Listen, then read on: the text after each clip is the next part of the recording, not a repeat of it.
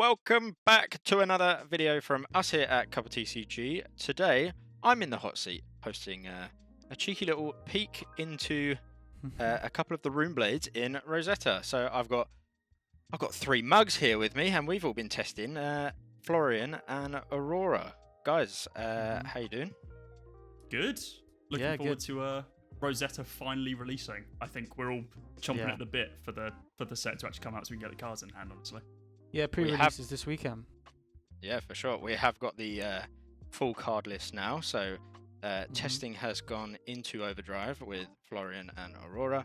Dabbled a little bit in the Wizards, but I think Runeblade is a little bit more where we're comfortable with, and I think the decks are looking pretty good already, guys. Yeah, real quick shout out, by the way. I know a couple of the other guys have done it when they're doing videos like this, but like huge shout out to the Fabry team because they got all of the cards up like on the day of the world premiere. So really appreciate that, and also whoever's running the mod for the for Tabletop Simulator, allowing us to get the cards in off the back of Fabry as well.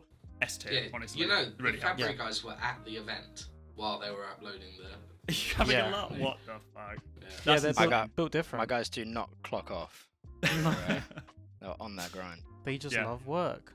If you guys don't know what Fabry is, by the way, like obviously we're going to have deck links down in the description, but please go support them if you can. I think they've got a Patreon as well, and they definitely deserve it. Huge resource for everyone who's playing Fab. Oh yeah, 100%. So we're going to get into the first deck. We're going to look at Aurora firstly. Kyle's been sort of leading the way with this one, getting a good chunk of games in. Kyle, do you want to show us your deck? Yeah, absolutely. Beg your pardon. So we have aptly named Aurora Borealis. This is the list, I suppose. This is the 60. We've gone whole hog on the lightning cards, really trying to push as many deep chain links as we can with this list, with a whole smattering of the new cards. Standouts instantly, of course, the Aurora spec Art Lightning. But of course, we can tap into that a little bit in a couple of moments. But I think this card certainly brings the entire deck together. And we did some pre-testing with what the First Strike decks gave us. And she was already looking all right. And then we got the Majestics.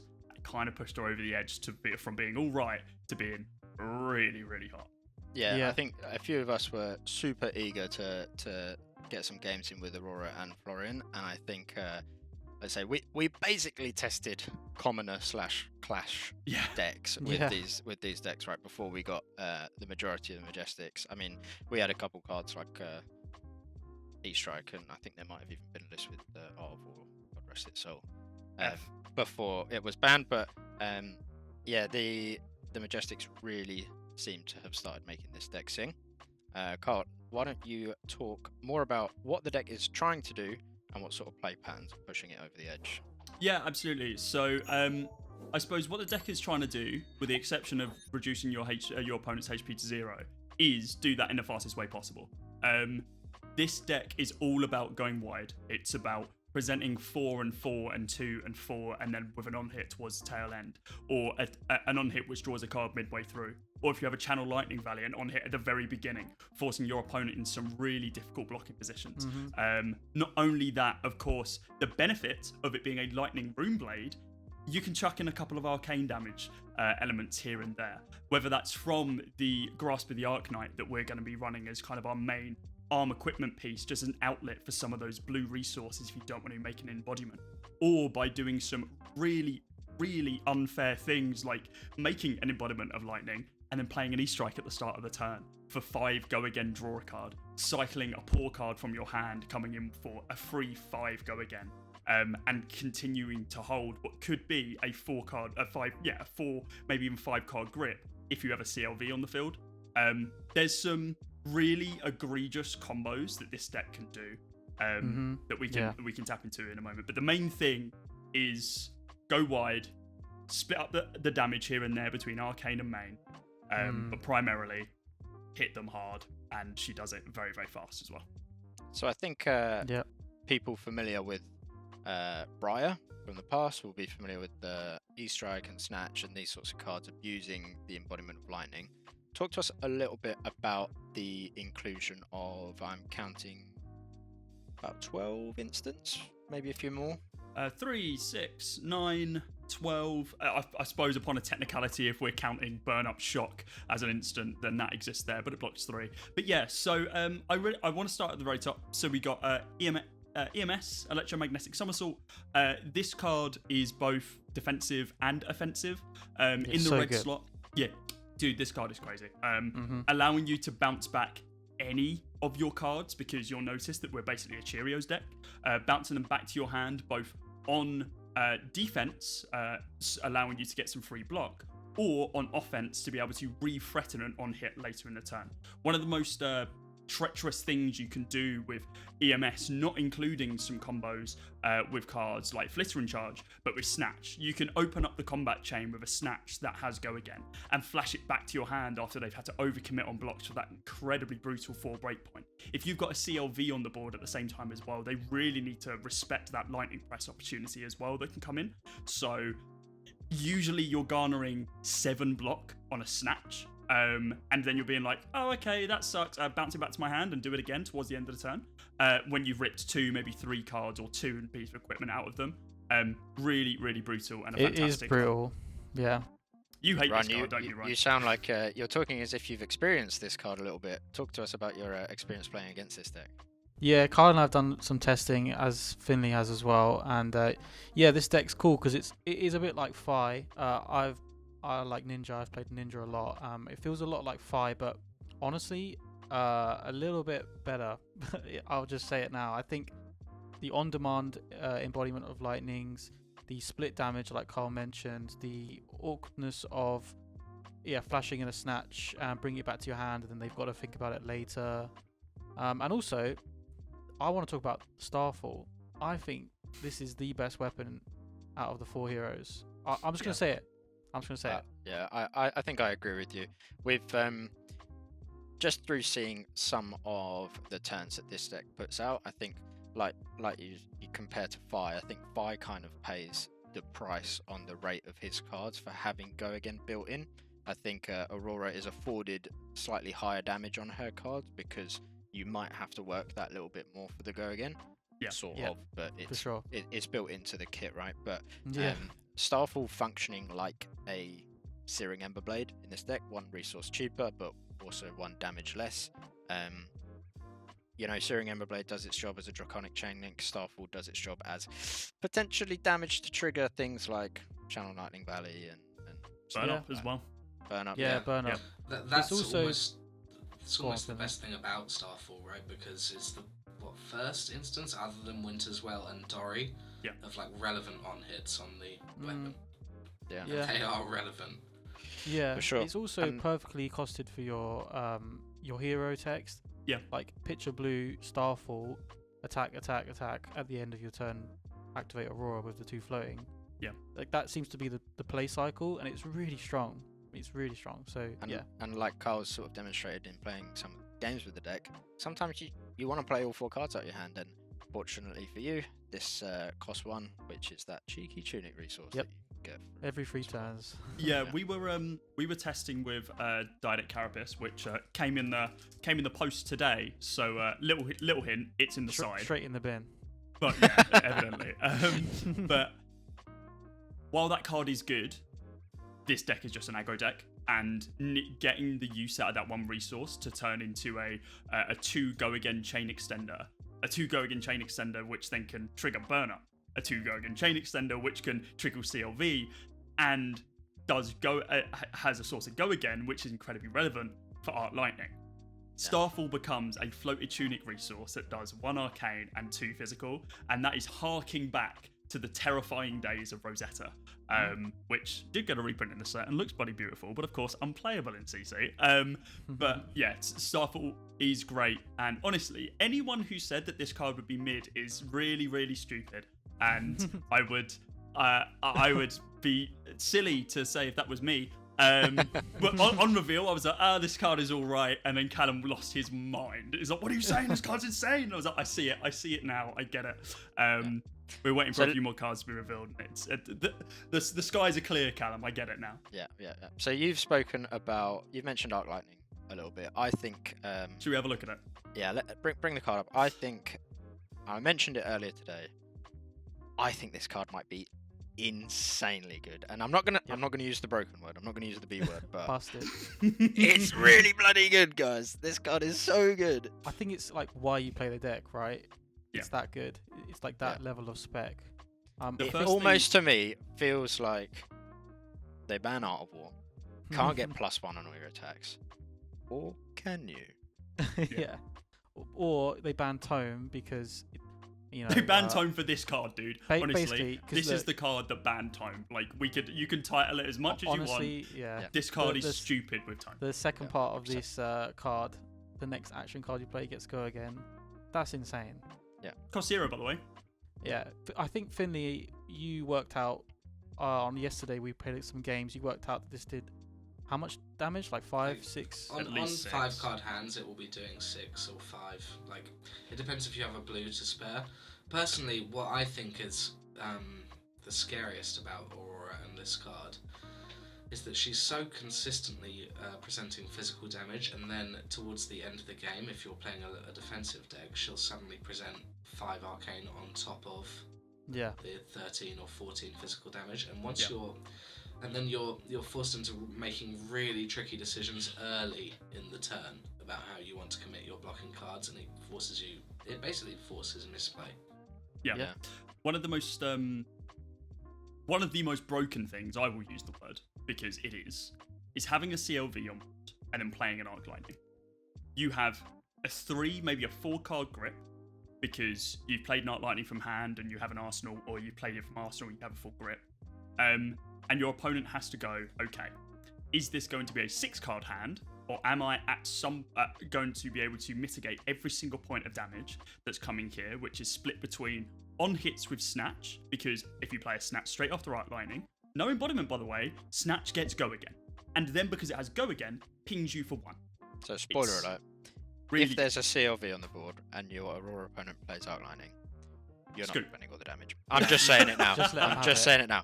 You ain't doing it. You are not A-Bing and blocking all the damage. It's not happening. So so Arc Lightning in combination with Channel Lightning Valley, which I think we all sort of knew this card would be good when it was spoiled very early on.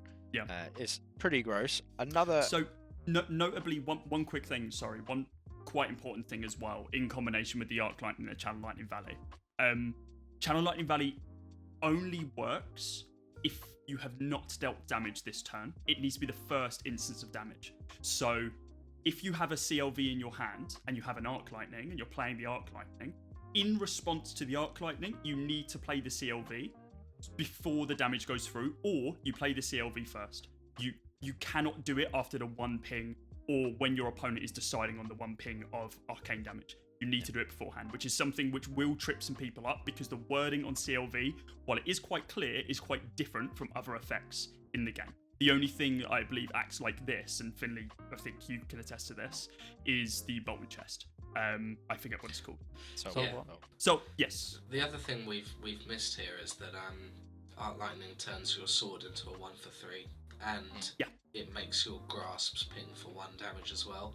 Yep. Yes. And that sounds really negligible, but when you add it to the fact that you're already playing 3 Go Again cards and Arc Lightning pings too, it's so much damage. It turns a blue into a 4 cost. A 4 attack card, because you pitch for grasps, you ping for 1, you make the AB 5. Yeah, sorry, you make the rune chant, and then you swing for sword. You come in for the first rune chant, you swing for the 2, and then you get the Go Again. Blue becomes 5 damage, which again is stupid. Like, that is so strong. So we've spoken a little bit about the pushed stuff you can do with cards like Enlightened Strike, Snatch, Electromagnetic Somersault, Arc Lightning, Channel Lightning Valley. Surely that's got to be all the power cards, right? Surely that's got to be. Oh, wait, no. I watched a turn where Cole played 3 Gone in a Flash. The same Gone in a Flash. I don't know what you're talking about. The other day. So Carl, talk to us about Gone in the Flash, and maybe this can be a good time to start talking about the Aurora boots as well, because these cards in combination, they're pretty powerful. Yeah, absolutely. So, God in the Flash is our new Lightning Majestic, one of the three Lightning Majestics, that we got. One of the others are in the deck. The other one, the 1/5, is not in this version of Collective Magnetism. But God in the Flash is a 0 for 4, 3-block lightning action, which, without any further text, would fit in the deck because we are very sparse on 3 blocks, purely because of the lightning keyword. That says that when this attacks, the next time you play an instant card, this chain link, you may return God in the Flash to its owner's hand. This allows you, with 0 AP, with a couple of instant cards in your hand, and let's say a blue, that's all you need, to play a God in the Flash, respond sometime during the reaction window, wherever, with Lightning Greaves, to destroy your Lightning Greaves, and then instant cards you play get go again, allowing you to flash in a card like the worst one, could be argued is Electromagnetic Somersault because it's already bouncing to hand. The best one is Electrostatic Discharge in the Resolution step. Once you play that, you gain your action point back, you gain God in the Flash back to your hand, and you keep going. If you play an Electrostatic Discharge, your next God in the Flash is coming in for 7. You then play another instant card, no matter what it is. You bounce it back to the hand, and you go again. And you go again, and you go again. And it's all down to limitation on how many how many instant cards you have available to you. God in the Flash does not care what the instant card is. God in the Flash only cares about when you play the instant card. The reason I say that is if you play the instant card before the resolution step, so after the damage step, God in the Flash will bounce back to your hand before the chain link has resolved, meaning that cards defended will have defended, but there will be no damage that would have gone through. And if God in the Flash would have go again, it fails to see go again, meaning that you do not gain the action point from that. The timing windows do matter, but it's inside of the release notes, so make sure you give those a read for God in the Flash. But this allows you to do a 1-card, like a 3-card 12 or something like that, bouncing and pinging, and depending on the buffs you give it, even. So like Carl's sort of alluded to here, Aurora is a deck with some sequencing complexity, I think, right? Yeah. I think it's very important you choose where you use your extra action points, how you bounce your God in the Flash, when to flash in your instance, how to get the most out of your burn-up shocks and stuff like that. I've been really, really impressed with how this deck has played. I think the Majestics have really added that last bit of power that the deck needed. Glued it together. Yeah, 100%. Yep. And it's been a really impressive deck to watch play. We've got, I think, some early thoughts on some sideboard pieces, Carl? We do, yes. So these are very early thoughts, kind of like, I wouldn't say last minute, but we've had there's thought process that's gone into this. I'll start with the defense reactions. They're defense reactions, honestly. It's a 0 for 4. Works pretty good. Sink below. Absolute staple. Sigil of Suffering is a really interesting one because on paper this just looks like a 0 for 3. But of course, pinging 1 arcane damage to the attacking hero bumps this to a 0 for 4. So you've got 3 more sink belows in the deck. However, a fun little interaction with this. Channel Lightning Valley does not say on your turn when you deal damage. It says the first time you deal damage each turn. If you ping your opponent for 1 when you have a CLV on the board on your opponent's turn, you're replacing your sigil. You are getting a new card into your hand. So this forces more opportunities for your opponent to basically be punished towards the end of like a big chain link that they've done, allowing you to block out for 4, which is already above rate for a single card, and then ping them for 1, and then drawing a card. Like that interaction, while might seem a little bit niche, will probably pop up a little bit more than you expect. CLV stays up for a number of turns in this deck. So let's imagine a scenario where you're defending with Sigil of Suffering and you are being purposefully thoughtful as to where you defend with it. Let's say it's block. You're trying to block for 4 with it. You can potentially put your opponent in a very difficult situation where they have the exact number of resources they want to conduct their turn. You might push them off of playing an extra card or attacking in a different way because you are forcing that decision for them to AB the Sigil of Suffering or not. Yeah. And some people won't take it and they'll take the arcane damage and you'll draw an extra card and That's Yeah. basically test of strength, right? Yeah. Yeah. Pretty much. I hate that you've compared it to that card, but yes, it is. It's good. It's good. really strong, and there's arguments to be made that it's better than test of strength because test of strength is a block. This is a defense reaction. You play the reaction step, baiting your opponent into a false sense of security. But yeah, so pretty standard defense reactions here. Shouldn't really surprise too many people. One card which has been omitted here is reduce the rune chant. We aren't making rune chants enough as this variant of Runeblade to warrant that as a 0 for 4 in the deck. So Sigil Suffering with the combination of CLV is more than enough. Let's so move we've away tried from the to defense we've tried to sort of determine what we predict Aurora's poor matchups to be Bad matchups. when building this early sideboard before testing numbers too much and stuff like that. I think we sort of discussed the potential for new to be a bit of a problem for always seems to be a bit of a problem for very aggressive decks, which explains the inclusion of Snag here. Carl, what do you think about Snag? Love Snag. Think it's really good. Almost played this in Azalea. Actually, did play this in Azalea at Nats. Went pretty well. Played against one new. Was like, okay, cool. Snag. Think it saved me that game. Fun card. Glad that people turned around on this tech once MST came up. Glad that we snagged them for a very cheap price before they skyrocketed as well. So yeah. I think this is just an easy include with new being so prevalent and so disruptive into aggro decks. Personally, Absolutely. like me playing Zen for a bit, I really despise the new matchup because of just how disruption just seems to come every single turn. Yeah. And this card essentially, if you draw it at the right time, you can almost just like counter spell basically to the whole turn. Then you can carry on with your day. Yeah, the luxury of being a Runeblade is that you get some pretty decent blocking equipment pieces, right? Like Grasp of the Arcanite is very good as a blocking piece. You've got Crown of Providence, and you have one block on your boots as well. So if you are facing down Bonds of Agony or Persuasive Prognosis or something, you just chuck a bit of armor in front of it. You wait to see what they do. If they blow their load, as it were, you can throw the cheeky snag on there. The opportunity cost to including a sideboard blue is really low as well. There is almost, you're not diluting the power of your deck by including a sideboard blue as well, which is really nice. I haven't been in the call when we've talked about Exude Confidence, so I'm interested to hear your guys' thoughts on this card. I think. Oh, careful, don't do that. Yeah, I know. Very dangerous. Big statement. Yeah, I think. Yeah, look, I'm not a brute prayer. I've got brain. Exude Confidence is a 0 for 4, so already fits into the curve of the deck very, very well. Is affected by a lot of our pumps also. For example, Lightning Press works with this very, very well, along with Electrostatic Discharge as well. So the effect, which would usually only be active by pitching into it and getting rid of one of your blues to buff it by 2, we can actually do with ease by just front pumping it or pumping it in like the reaction step or something along those lines. Can see this coming in against certain wizards. Again, this is all still like headcanon like thought process.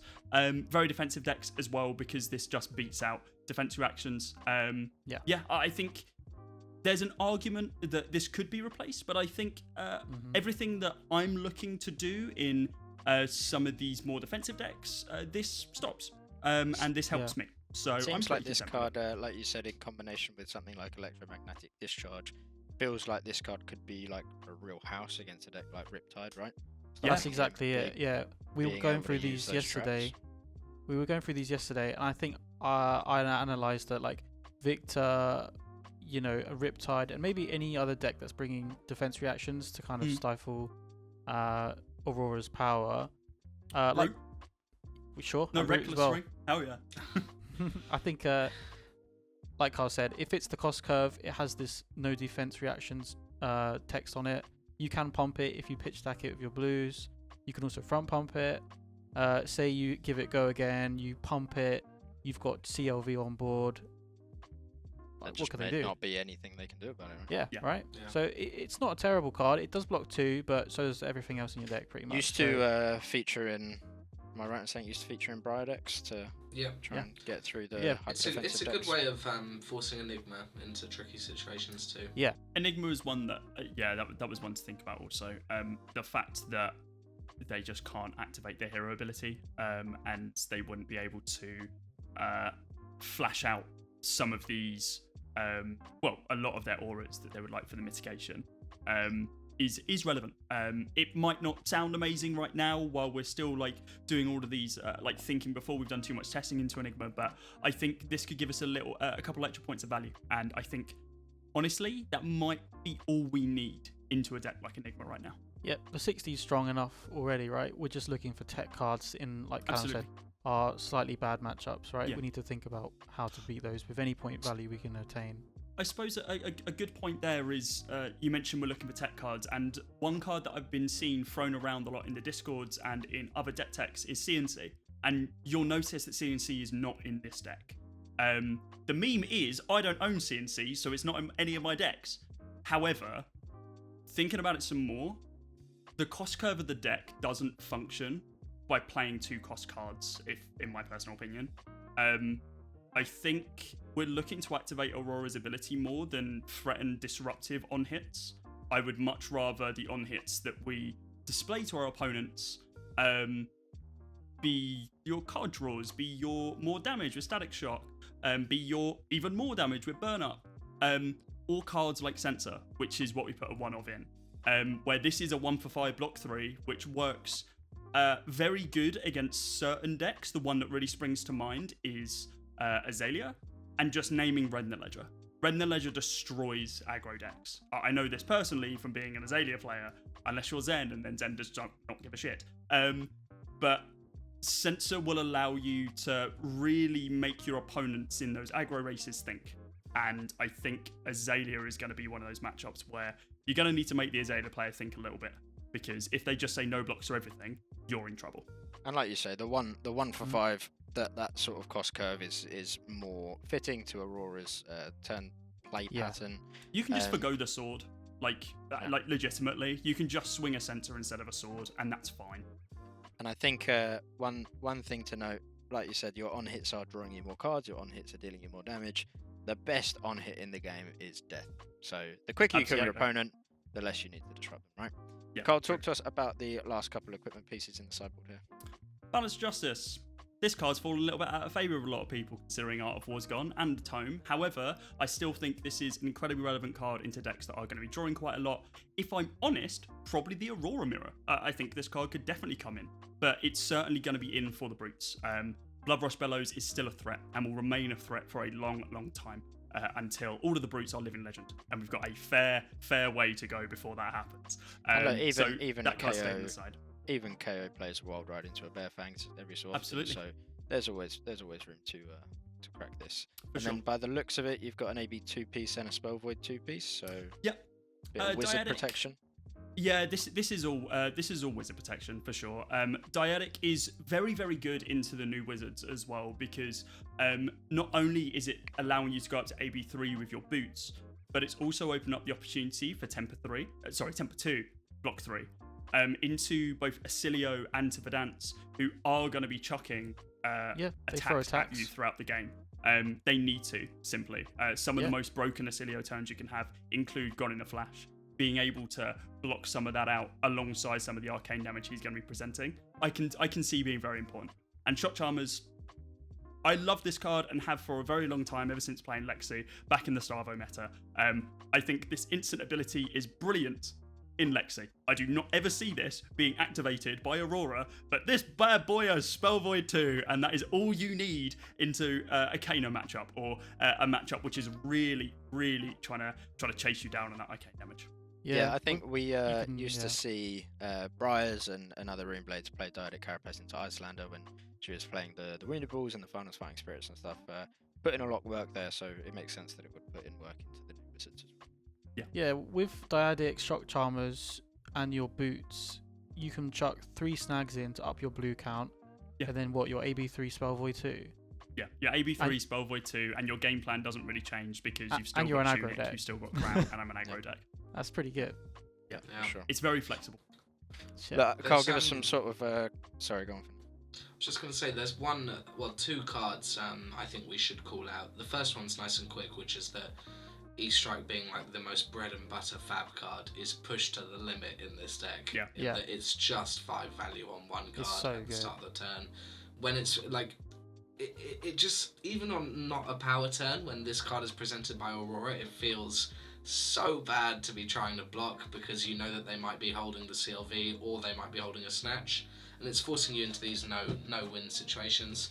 So that card's amazing. And the other card I think is really cool that's made it into the list is Sigil of the Arknight. Yeah. This card's that's cool. really interesting because we looked at all the sigils and we were like, well, meh. This was a meme. This was like, Yeah. honestly, like we were talking in the group chat and I was like, oh, that's going to my Aurora list no matter what. And you guys, right, honestly, we were like, it's probably not as good. I'm like, yeah, it's probably not going to be that good, but I can't think of a better blue. And then I started playing. And then Yeah, this card became really fucking good. Yeah. It's Like nice one of to these. have a blue that you... Like, obviously your goal isn't to play this card, but if you are blue flooded and you play it and it helps you get a 5-card hand the next turn, Yeah. it's brilliant. And it's like, what, 75% chance if the deck is It's full? very, very It's- high. Yeah, it's solid. Yeah, and like you said, it's a cracking turn 0 play as well, right? It's a really good turn Yeah. 0 play. Absolutely. Sure. Cool. Right, so Carl, give us some closing thoughts on this list before we move on to the next one. I love Aurora, and the set isn't even out.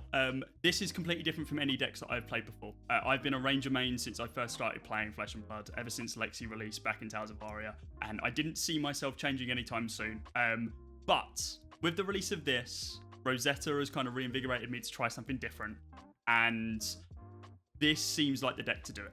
If you are harking back or trying to return to the meta of Fire and want a deck that can go bullshit, bullshit, bullshit, bullshit, you're dead, then I think Aurora is probably going to be the deck for you.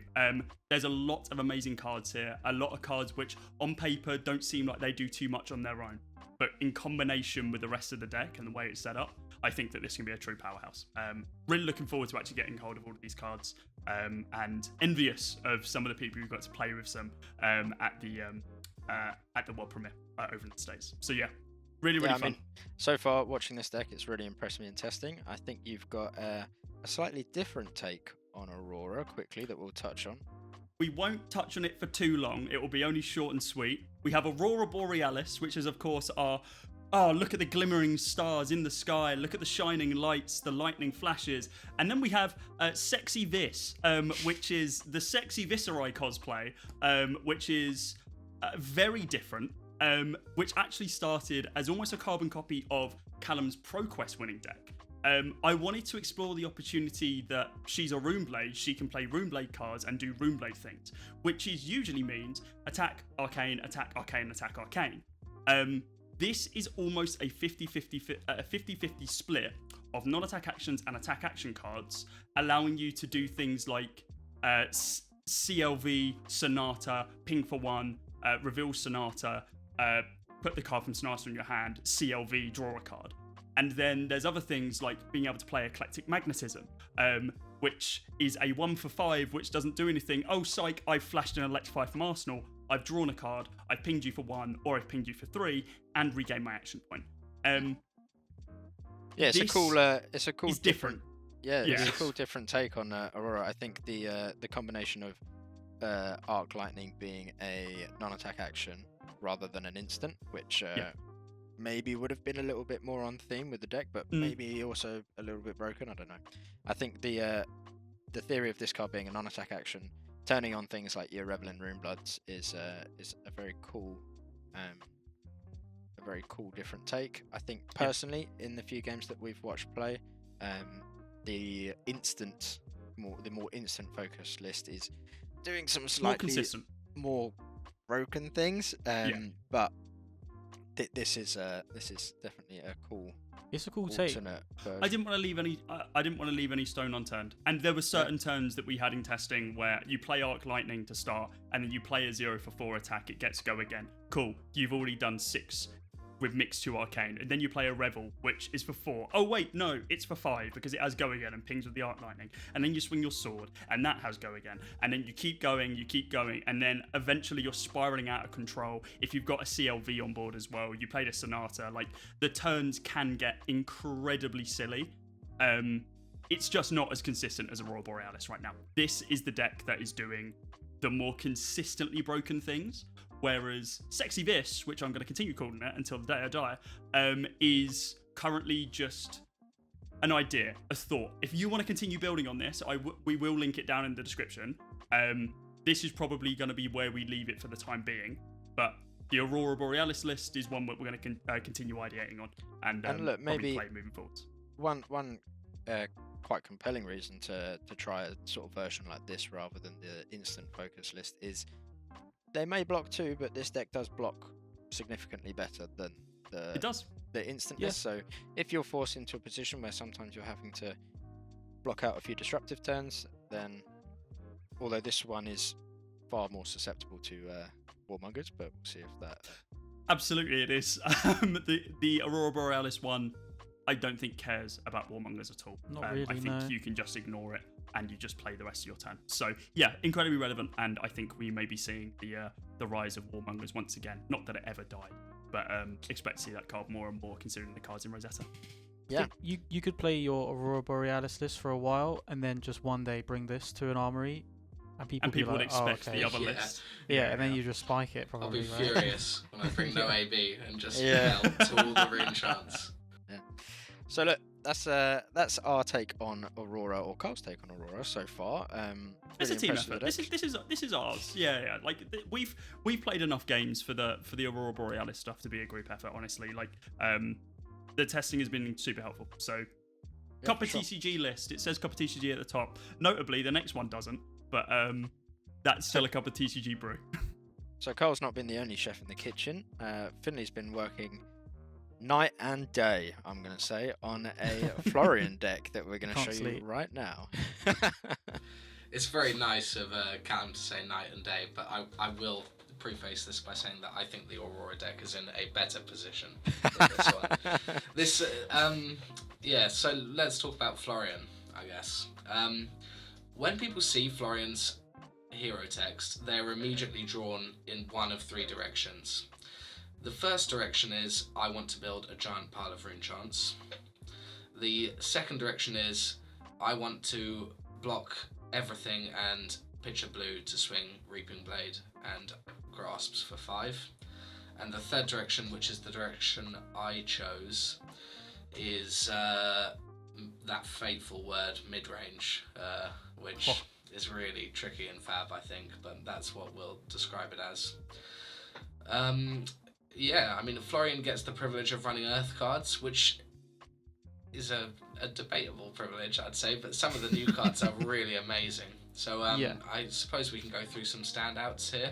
Yeah, absolutely. Before we go through on a card level detail, talk to us sort of about the overarching game plan and what you're trying to do from turn 0 all the way through to the turn that you kill your opponent.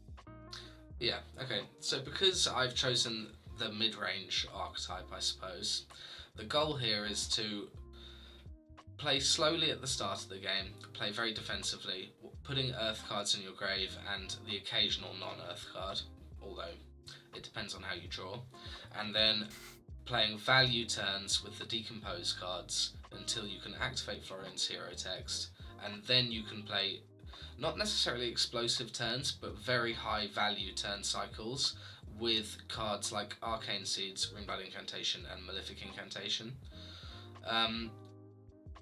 The weapon here, what I've gone for, there's a bit of a disagreement, or at least, alternating on it, is Nebula Blade, just because I'm desperate to see Nebula Blade work in a proper list. It's a cool sword.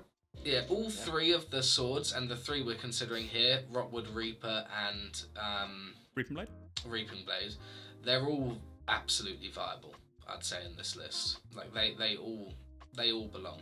So sorry, in short, the game plan is value turns until you turn on Florian, and at that point you play more aggressively and you start really outvaluing the other deck. Absolutely. There's something really compelling about swinging a weapon for 4 with the threat of not only making 1 Runechant, but 2. Yeah. Ooh, welcome to Value Town. That's a 2 for 6. That's a card in your deck that you would play, not a sip piece of equipment. 2 for 6. That's hexagon rates, mate. Yeah, it's real, Jesus. Cool. Right, Finny, talk to us about some of the standout cards. Maybe let's start with some of the standout cards in that early phase of the game, as you were saying, when you're trying to decompose, when you're trying to get to that late game. Some real good ones, though, to be fair. Yeah, I mean, all of the new Earth Majestics seem to be absolute staples. The one that was shown when Rosetta was first revealed is Felling the Crown, and I think everyone was immediately shocked at how powerful this card seems.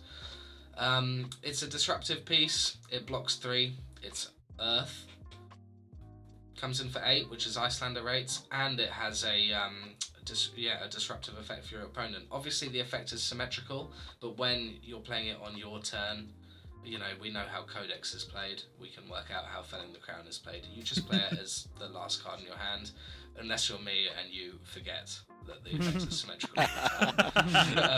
But yeah, it's very strong, a really good piece. The only the issue and the sort of deck building puzzle here is that if it's your first Decompose, the first line of text won't be turned on, and the other Decompose, non-M Decomposes tend to be quite a lot worse. So, you know, you don't want to be swinging it when it's your first Decompose. I think like you've sort of explained in this game plan of getting to that late game where you start to really outvalue your opponent, the disruptive effects of Felling of the Crown, and I suppose one of the next cards we'll look at, which is Plow Under, is really, really powerful for stifling the aggression from your opponent and helping you get to that point in the game where your hero is much better than your opponent's. Before you touch on this card, Finley, can I just say, I understand why it's here. Fuck this card. This is an uninteractable CNC. It is so fun if you're playing Florian. If you're on the opposite side of this card sucks. This is a great card, but like Finny said earlier with Felling the Crown, if this is your first Decompose, then it really sucks because it's a. I've eaten 2 so many times off Plow Under, but you've still decomposed and you've ripped a card out my arse, and I'm like, well, you're a prick, but take 2. Like. Yep. Yeah, I mean, that is pretty much all there is to say about it. It's a yellow card. It pitches for Nebula Blade sometimes, although really you don't want to be getting it out of your hand. It's powerful. It's a disruptive piece.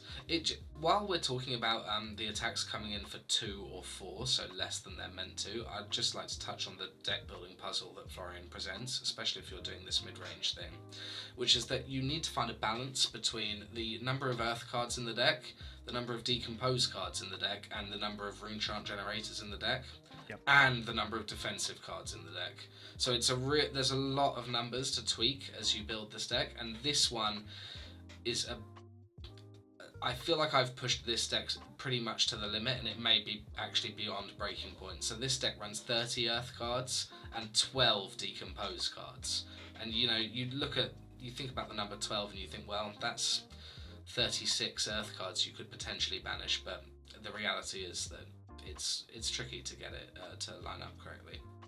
I think I'm starting to see the reason why you picked Florian here. I mean, you've cracked a deck building puzzle in the past with Bolton, and now he's taken on a new challenge. He thought yellow cards and charge cards weren't enough to try and balance it. We need Earth, Decompose, Runechant generators, payoff cards, blocking cards. What else could you need in this deck? It is easier to put 56 light cards than 30 Earth cards. Well, you got to make sure the charge density and the yellow density is white. Definitely, don't downplay yourself about the Bolton deck. So you've spoken about Plow Under and Felling the Crown. Cadaverous Tilling. It does what it says on the tin, right? It's a 2-card 8 if you get that Decompose going. Pretty good rates on this one. You said there were 12 Decompose cards in the deck. I'm only counting 9 there. Yeah, the other 3 are the D-React, which is in the sideboard, hopefully. Yeah, there he is. This card's probably the best Decompose card. Great. But it's very easy, and what I'm just hesitant about is falling into the trap of being too D-react dependent, which means that against a wizard, even Aurora to an extent, but anything more hybridy, or even like slow, if all of your Decompose is locked in D-reacts, I think it's a trap that it will be really easy to fall into. That's not to say they're bad. The yellow and blue D-reacts were in the deck from the start, basically, and it got to the point where you've activated Florian's ability and suddenly you continually draw D-reacts, and it feels very wasteful at that point. It feels unnecessary, but while we're on the Decompose conversation, like, we've talked about this, but there's been a number of lists that have been going around of a lot more Decompose in the list on the attack front. What do you think about that? Do you think that we're kind of like stepping the line and treading it like very neatly on how many Decompose you're running, or do you think there's opportunity to include more? What's your reasoning for including this kind of like soft limit on Decompose cards? My goal here was to include as few Decompose cards and as few Earth cards, while still turning Florian's ability on in a reasonable amount of time. Obviously, if you're only running 9, and maybe you would into something like Kano, you could find yourself on the bad side of variants where 6 of them are in a bad place in your deck, and suddenly it's really hard to turn on Florian. So that's sort of the risk you're taking. The balancing act that you sort of spoke to me about with building this deck is you have these compartments of your deck. You have the rune chant generators, the Decompose cards, and you want to be drawing both of those parts of your deck at a very specific time, which is difficult, right? You don't ideally want to be playing your Runeblood incantations before your hero abilities on, because you lose a bit of value. You don't want to be playing your Arcane Seeds when they're not making 4 rune chants, because that's when the card becomes really impressive, right? And you don't really want to be attacking with your Cadaverous Tillings after your hero abilities on, because you're not making any tokens, so you're not getting any extra value out of that. I think you've sort of started including a couple of cards in the sideboard that might help you get those payoff cards back to the bottom of your deck where you can see them later, right? Yeah, the cards that immediately come to mind when you think about sort of defending your power cards for an early second cycle type of plan. Sink Below is the obvious one, but you are particularly penalised in Florian for running D-reacts because they're not decomposable. Well, the Rootbound Carapace is, because it's an Earth card, but generic D-reacts you're punished for running. So again, the quest to not be too D-react reliant, you don't want to put in Fate Foreseen and that type of card. I think 3 Sink Below would be fine. It's really good if you can hide a Runeblood Incantation for later, or an Arcane Seeds Life. That card is completely broken, by the way. Just 0 for 5 with Go Again. And it blocks 3. Crazy. And the other obvious choice is E-Strike. Like I said, in phase 1 of the deck, you're playing for value. E-Strike's a good value card, and we've seen it in Icelander, we see it in Guardian, all those styles of decks. Also helps you push a little bit further late game, right? When you struggle to get Go Again, you're struggling for action points, right? Yeah, it's a good turn extender. Sure. Cool. So let's go back to looking at the main deck and talking about a couple of other standout cards that you've mentioned. So Arcane Seeds Life, really, really powerful, especially once your hero text is on. Another card that's really powerful when your hero text is on is Earth's Embrace. Got to talk to us about this one. This, I think, was the final Earth M we saw. Possibly, it might have been Plow Under. Either way, it goes back to the deck building challenge of Florian. You have access to some very easy embodiment of Earths, and because you have access to them, you're really incentivized to run a fair chunk of non-attack actions, and Earth's Embrace pushes you in that direction really far because it can make multiple embodiments of Earth for one card. So I had a game fairly early on in our testing where with Earth's Embrace I made 6 embodiments of Earth from a single one, and at that point the value this card has made is sort of beyond the pale. It's now, also was that 6 embodiments of Earth over 6 turns, or was that getting use out of the Florian ability? It made 2 single embodiments, and then I activated Florian and it made 4 Wow. in the next 2 turns. So it's very strong. This card has a few synergies in the deck. Earth's Embrace. Obviously, it works really well with Plow Under. You immediately they both the 1 can be cost and a played 2 for the cost, cost right? of a blue. Yeah. It works with Nebula Blade, which is really nice. As in, you pitch a blue, you play Earth's Embrace, and you swing Nebula Blade, because often early game you're actually happy to just have an embodiment and put an Earth card in your graveyard, and especially anything that helps you defend better. And there is some synergy, but to be honest, it's not very good between Earth's Embrace and So Tomorrow. The real problem being that you just don't want to put your Earth cards back into your deck, so Tomorrow doesn't quite work, but it does banish itself. Tricky. What about Germinate?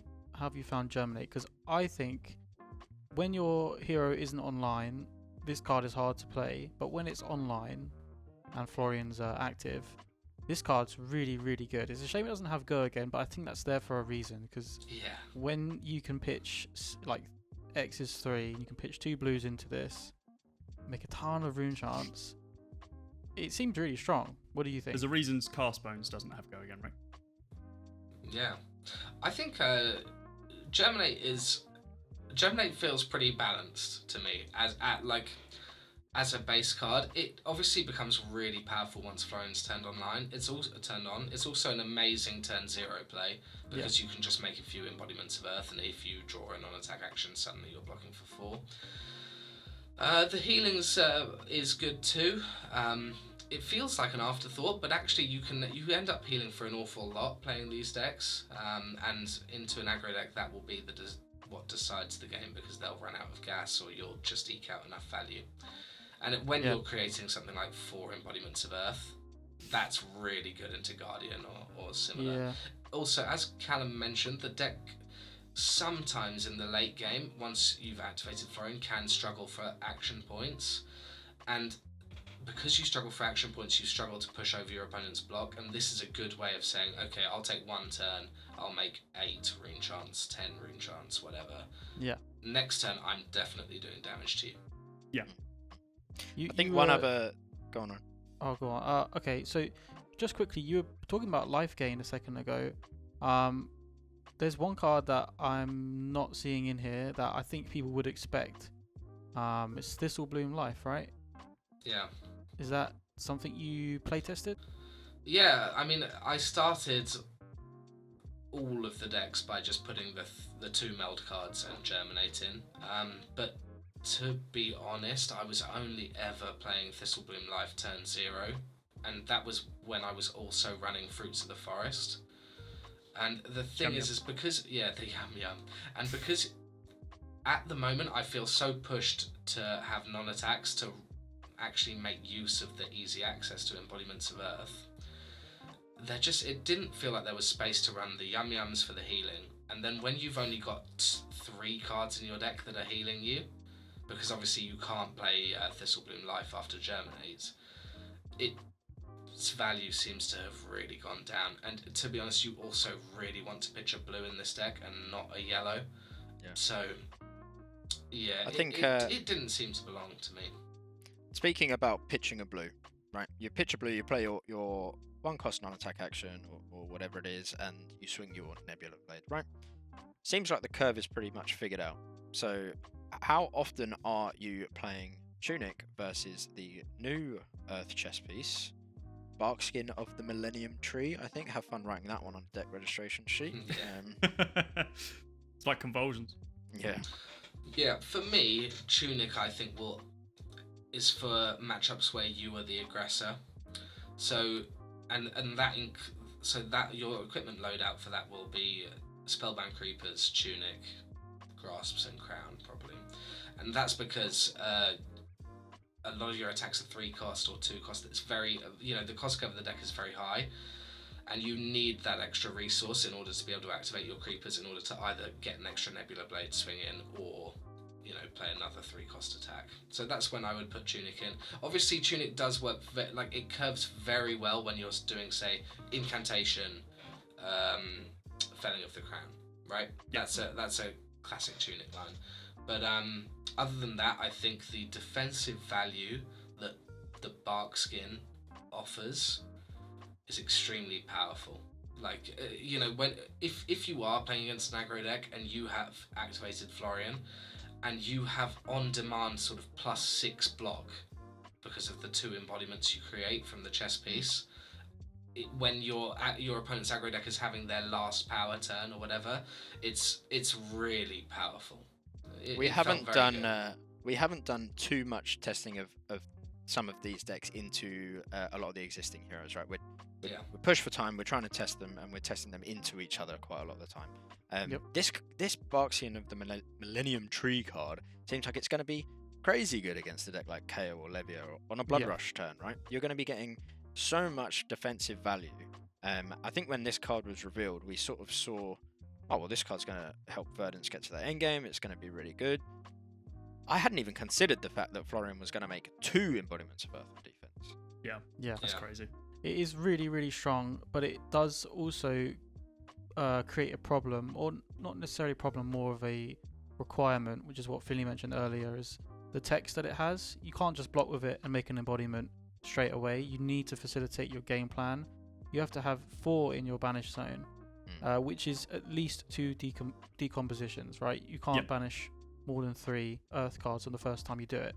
So if, for example, you don't see your Decompose cards against a KO, and they play Blood Rush, it is going to feel really bad. But that's what Finley was saying earlier with the ratios in this deck. They seem to be a bit difficult to kind of micromanage, but it's something we're working on, I think. But ultimately, I think this equipment is really strong, and I can see myself playing it. So it's not the only Earth equipment that you've included in the list, right? Yep. Well Grounded has honestly been an absolutely standout card. When we first saw this, I don't know what everyone else thought, but I looked at it and I thought, well, I know what Radiant Flow does in Bolton, and I hate it. So I'll probably hate this card too. Well Grounded is so much better. The fact that it's not from the next source, it's just prevent the next 2 damage will be dealt, is something I overlooked completely. So, it will mitigate 2 runechants, although why you would do that, I don't know, but you could. What's really powerful about this card is that you have this sort of play pattern with Decompose, which is that ideally your Decomposers want to be 2 Earth cards and a non-Earth, and then 3 Earth cards and 3 Earth cards. And once you're past 4 and you're banished, this is just an on-demand Earth card for your final Decompose. And that is something that's really hard to value, but felt really powerful at times, especially because Florian's hero ability pushes you to run non-Earth cards, right? So you need Earth cards. It reminds me of that graveyard game that you play in Levia, right? Where you need to... Sometimes the best thing about some of your equipment is that they break. They go into the graveyard. That helps you meet that 3 cards in grave requirement to play some of your cards, right? Well Grounded going into the graveyard and being an equipment piece that you can decompose is really cool, because regardless of whatever other equipment you have, when you block with them, let's say your Crown of Providence goes into the graveyard, you can't decompose it, but Well Grounded having that Earth keyword on it, it's really powerful. It was one thing that we were talking about before we actually saw the legendaries, and we were like speculating, what is the Earth legendary going to be? And I think one of the things I came up with was, it's probably just going to be an Earth like chess piece or something that blocks, and then when it breaks, it will just have text that says enters your banish zone, but it's Earth. But thinking about it, this is better. Like, not only because obviously it has the text box, but you're actually missing cards in your grave that say the term Earth for your decomposed targets. So the fact that you get afforded Well Grounded here as well is really, really nice. You get essentially 2 free Earth cards on a stick for you to be able to, at some point during the game, if you are missing that crucial second Earth card for a decomposition that you want, hell, you can Well Grounded and then you can decompose it straight away if with a defense reaction, pumping your defense reaction by 1 and then activating your decompose for that turn if you really need to in a pinch, and then you're covering 6, which is a CNC you're covering. So, well, actually not a CNC because you can't defense react in CNCs, but you get the gist. Something that goes up to 6 that you can defense reaction, which you want to, gives you that option. I think this is so much better, and something that I completely neglected when we were thinking about this just needs to go into banish, but it needs to go into banish to pay for the decompose. Yeah, the bark skin does put you into tricky situations, I think, because Well Grounded is so clearly designed to be this sort of on-demand third card to go in. The problem with the bark skin is that you obviously want to have Florian's ability active when you start blocking with this, because you're adding so much defensive value to your cards. That isn't often, especially when you're being very pressured. Decks like Dio, which is the only other aggro deck I've been doing testing into, it's really hard to beat, by the way, and Aurora, they will force you to block with equipment before you can activate Florian. Even if you don't have Florian online, one embodiment of Earth is a very good value. Yeah. You know, I will say about the one thing about the Dio testing, it's with the November Armory kit stuff, the Armory deck stuff. So some of the very stupid cards that are soon to be released in October, which I'm confident we will probably be making a video about, because fuck those cards, honestly. They are very, very good. Cool. So let's go back down to the main deck, Finley, and do you want to talk to me about a couple of the other attacks that you've included in the deck that aren't Earth cards, and they're also not runechant generators? So you've got Stir the Wildwood and you've got Swarming Gloomville. Yeah. Stir is basically just a pet card for me. I was playing with a Stir the Wildwood Earth Briar deck for a long time, and I really fell in love with this card because 2 for 9 sounds amazing.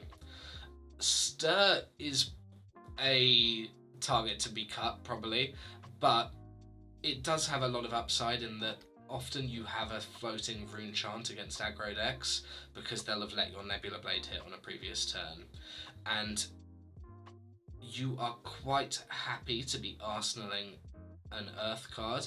The power of there not being elemental cards in this set is that your best cards are actually Earth cards as opposed to elemental. So, like, for example, you have a floating runechant because Aurora let your Nebula Blade hit. You pitch to play Stir, and you fuse with Felling the Crown that's going into your arsenal. And Stir, they're not going to AB your one runechant because they're going to lose so much value on their next aggressive turn cycle. And you've Earth Fused, so Stir comes in for 9. So it's like a value play card. It's also good, really good once you have activated Florian and you're going on the offensive, because you'll have a number of runechants that it is impossible to efficiently AB, often 4 because of Arcane Seeds, or if you were playing the offensive package that we'll review quickly later, you can go up to 8 very easily with Arcane Cussing and Deadwood Dirge. So, you know, you present an unpreventable amount of arcane damage, and Stir comes in for its pumped mode. The other card, Gloomveil, you know, it's a Runeblade staple. This is simply here to be a turn extender, and once Florian's ability is online, you are activating all 3 modes extremely easily. It's not as powerful as it is in Viscerai, because we don't have cards like Revel to threaten 5 unpreventable damage after Gloomveil has hit, but as we've mentioned before, the deck can struggle for action points, and this is a brilliant way of generating them. Yeah. Awesome.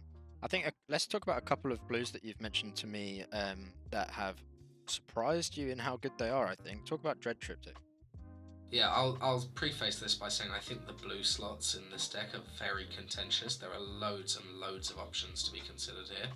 Florian's ability is at its best when you are generating multiple instances of a single runechant, or that type of thing, because they each get amplified. So Dread Triptych in theory creates 6 runechants, if all of the conditions are met. One of the best lines you can do here is Arcane Seeds into Dread Triptych, because you're presenting 4 runechants, you've played a non-attack action, and Dread Triptych is a break point that it may or may not be difficult for your opponents to block.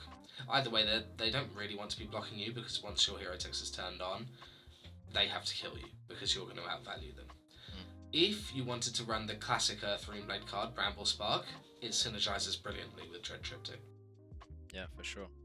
Talk to me about Sigil of Earth, because I think you weren't too hot on the card, and recently you've started quite liking it. Yeah, it's like I say, the blue slots are contentious here, because I feel the pressure to lean into embodiments of Earth. I feel like I have to run Earth non-attack actions.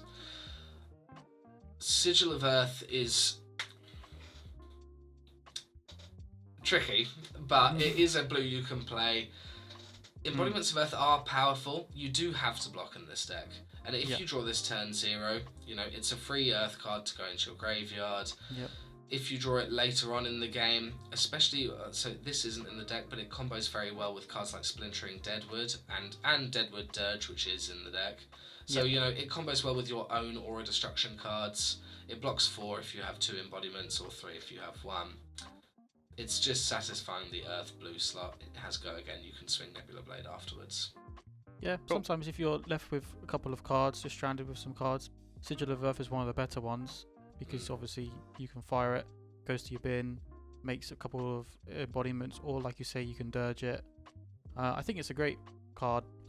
Unfortunately, it's one of the better Earth cards. Like, being Earth cards, we are kind of limited in the amount we're given with like the talent class, right? We can't have a 3-block Earth card blue in every slot. There are things, like Autumn's Touch, absolutely bannable card. Yeah, 3-block Earth blue. That's ending up on the ban list, mate. Exactly. So not every blue slot can be Autumn's Touch. Like Finley said, the blues are contentious. There's plenty of options you could suggest. There are a lot of directions to take here. You could put more 3-block non-attacks in, like Warmongers, This Round's on Me, you know, that kind of direction. You know, or you can stick to sigils. There's plenty of options here. There's also what's that card? It came out in the Terror deck. Truce. Canopy not Shelter. Truce. Canopy Shelter. There's Canopy Shelter, but there's also the blue that it says Flourish. if you would gain power this turn, instead you gain Thrive? that much plus Flourish. Thrive. Yeah. Isn't it Flourish? We're literally on February, guys. Let's have a Thrive's look. the M. I think it is Flourish. Yes, that. Look at the blue arm. So obviously you've got Cadaverous Tilling, you have Plow Under, you have Felling the Crown. You know, this is another blue that you could just fire off if you've got a full blue hand. It empties your hand, so your Felling the Crown doesn't gimp you. You know, you can buff it. It's okay. Again, another blue you could think about. We're looking at 45 cards here. Let's move down into the sideboard, shall we? Sure. So as we go down into the sideboard, you see a lot of the more aggressive cards that Florian can run. And the reason these are relegated to the sideboard is that when you play into an aggro deck, you really can't afford to be drawing hands full of red 2 blocks, because they will run you over, because you know you still have to play your Decompose plan. So these cards come in against decks that will be a little bit slower, like Guardian, and that you need to go on the offensive against. Arcane Cussing is a really cool card that I had been misreading for a long time. But the great thing about it is that it combos really easily with Deadwood Dirge and a blue to make a 3-card 12 with Nebula Blade on hit 2 runechants. So the combo here is obviously that you play Arcane Cussing, you Deadwood Dirge it, both of their effects create 4 runechants each with Florian, so that's 8. And then you swing Nebula Blade, and 8 Arcane is hard for decks to mitigate, and then you're still presenting the breakpoint on Nebula Blade, which they really don't want to block either, because again, your ability's online, they want to kill you. 8 rune chance is almost like Knight Ascendancy numbers. That's crazy. We up there. It's good. E-Strike we spoke about. It's a turn extender that lets you bottom power cards. Malefic Incantation is a Runeblood incantation adjacent card. It's this is where Florian's ability really shines, and it outperforms Viserai and the equivalents, because you are getting 6 rune chants out of these single cards, and they are nicely spread as well, which means all your turns are presenting high value. You know, they're all high impact. As Callum mentioned, we'd sort of been playing our own Clash format while we've been testing these decks, because we've just been testing the Rosetta heroes, and Condemned to Slaughter really overperforms in this format. It's a block 3 non-attack that you can destroy your own auras, and then you get to stop Aurora's Embodiment of Lightning. You know, you can kill Channel Millennium Valleys, Channel Lightning Valleys. If you're playing against a Prism, maybe they don't have a Spectral Shield and you kill their Genesis, you'd feel pretty good about that. It also is one of the few Runeblade non-attack actions that pump Nebula Blade. So you get to do a blue, swinging Nebula Blade for 7, destroying an aura and presenting Nebula Blades on hit. You can also blow up an aura. It just says aura you control, so you can blow up a inertia Embodiment. token or a blood Inertia rot. token, a blood Yeah, rot. yeah. You can Surprisingly blow- powerful. Yeah, You it's can pretty blow Or a up a- ponder if you really hate yourself. An arcane cussing. You can blow up your own sigil of earth to get it nice and early. There's some really cool, interesting synergies, and you also, like Finley said, you could really sort of target these decks that are doing abusive things with auras. And Enigma. Sorry. as an Enigma player, I'm not too happy about cards like this being Wait. printed. I'll be honest. Yeah. And then This blows up ALS. Holy. yeah, it does. If they only have ALS on board. So, alongside these cards, we have the staple, which is CNC. I'm really not too happy about CNC in this deck, but we do need to be disrupting aggro decks. If you just give aggro decks 5-card hands over and over, they will smash your face in. Yep. Other cards that feature here, obviously Rootbound and Sink Below are defensive cards. Rootbound will come in most matchups because it's speeding up your Decompose plan. Sink Below only for against aggro decks. Rattlebones is an interesting card. The idea with this deck is that you decompose and play a value game, and then you are active in the second cycle. Unfortunately, part of the decompose plan is that you have to block a lot, and you may, especially against decks like Guardian, end up in situations where all of your Stir the Wildwoods, for example, in the grave, and Rattlebones lets you play around that. And then finally, we're an Earth Runeblade, and Rites of Replenishment is a brilliant way of punishing fatigue decks, and you can cycle Rites of Replenishment. If you combine it with cards like Arcane Seeds, you may well be recycling a non-attack action as well. It's a really powerful card, and it seems remiss to not include 2 of them in any deck because it is powerful. They affect each other as well, right? So you can just go, cool, put rights to the bottom, cool, put rights to the bottom, and just constantly do this loop. Yeah, in theory, the first one you play, you would target something random, and then the second one has to target the rights, and you cycle them. It's a nice, sort of, like you said, a nice fatigue-proofing plan when you're a deck that, yeah, you have a weapon, but at some point you're going to run out of non-attack actions, and then you're swinging for 1, which isn't too great, right? Still hits making a rune chant, guys. Still, it's Kadachi that makes a rune chant. It costs 2, but don't worry about that. Yeah. Your worst nightmare is a Valiant Dynamo, but yeah, sure. As I said, the weapon is contentious, and both Rotwood Reaper and Reaping Blade there are strong arguments for both. No Dread Scythe, no. Doubtful. What about Scepter of Pain Bloodied Oval, hey? Okay, never mind. Move on. Move on. For the The pile Scepter list, makes 2! God, he let him cook. So, look, we've gone through Aurora, we've gone through Florian. I'm quite impressed with the work that you guys have done with both these decks at such an early point. I mean, the set's not even out yet, guys. What are we doing? We've already got a list. Is what we're doing. I'm sweating. Yeah. It's almost like we're gonna play a progress season soon or something. No. Well, if our ProQuest season wasn't draft, yeah, I'd agree. But we're almost certainly going to be going around the southeast and potentially up to some of the London ones, depending on timings and stuff. And I think it's a pretty safe assumption that right now we're going to be on the Runeblades. I think we've all now got our Runeblade cards, and I am thanking the gods that I do not have to buy a Creepers for Aurora. That saved me 200 quid. So thank you very much, LSS, for making a Runeblade that doesn't need to run that card. But yeah, I'm super excited to play a new deck, and it looks like we're all positioned pretty well to pick up one or both of these. I think Callum's playing another Runeblade, isn't he?